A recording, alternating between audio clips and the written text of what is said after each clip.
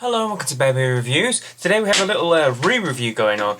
This is Nathalius by Omnipollo, who you know to be one of my favourite breweries, and you will probably know if you've seen the review for this. I gave a scathing review of this. I had it on Keg at Port Street Beer House. It's the Manchester, Bear and Adam in Manchester, one of the videos there you'll see us trying this one.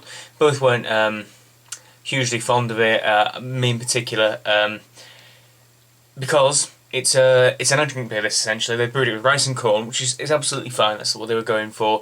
And it's an Imperial IPA, clocking in at 8%, which is my favourite ABV for a double IPA. But I just did not like the flavours in it. It was corny and it was ricey to the max. They just didn't tickle my palate at all.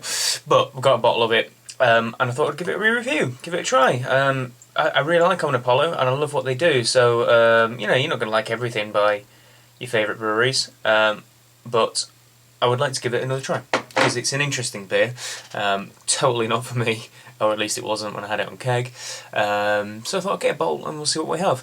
So what we've got here is a lovely, massive, humongous thick head, loads of tiny bubbles near the bottom. It's going to have a big thick head on it once it's settled a bit, and it is nice apricotty colour, extremely cloudy, very sediment heavy in that, and loads of carbonation as well. You can just see around the bottom of the glass. So it does look pretty. You know, I wasn't expecting it to be. There was a lot of sediment when I was moving the bottle around, so I probably mixed up all that sediment that might have settled out anyway.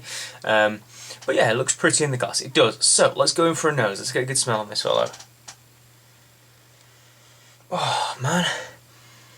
Oh, that smells that smells amazing. Actually, I can't honestly or truthfully remember what the aroma was like when I had it on Keg.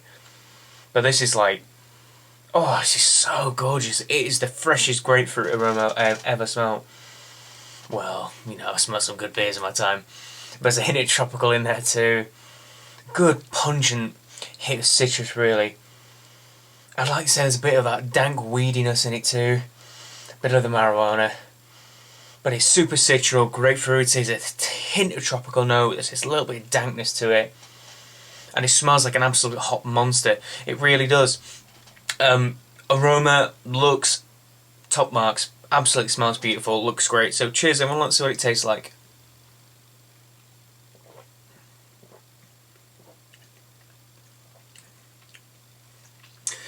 Yeah, do you know what? This tastes a lot better than I remember it doing.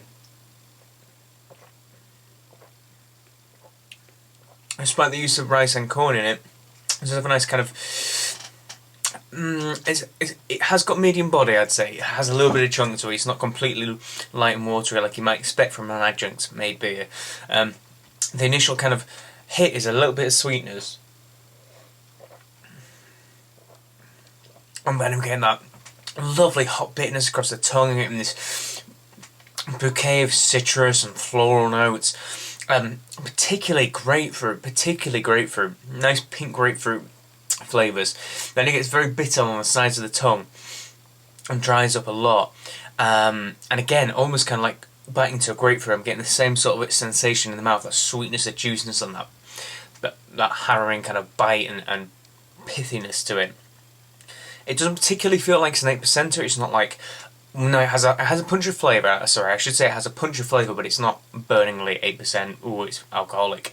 And it's relatively easy drinking, I guess, because it is rice and corn. But what I'm getting in the aftertaste is what I'm disliking. I am getting the adjuncty flavour.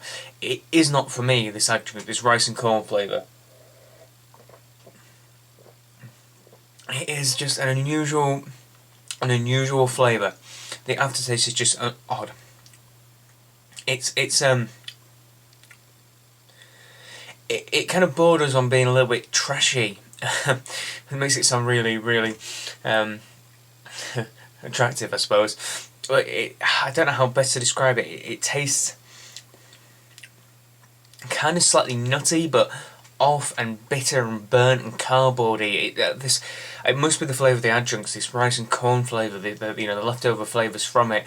I get across the back of the tongue. It's kind of weird and unusual. It's an odd flavour, and it's not for me. This corn note, and you get it in macro lagers, especially the extra light American ones. You get this flavour. It just isn't for me. What I will say though is, it bears bones, says it. You would be a fool to think you wouldn't get any flavour from it if you tried it. And when I had it on keg, it wasn't anywhere near as nice. But this is a much better beast, I think, than what I had when I had it on keg.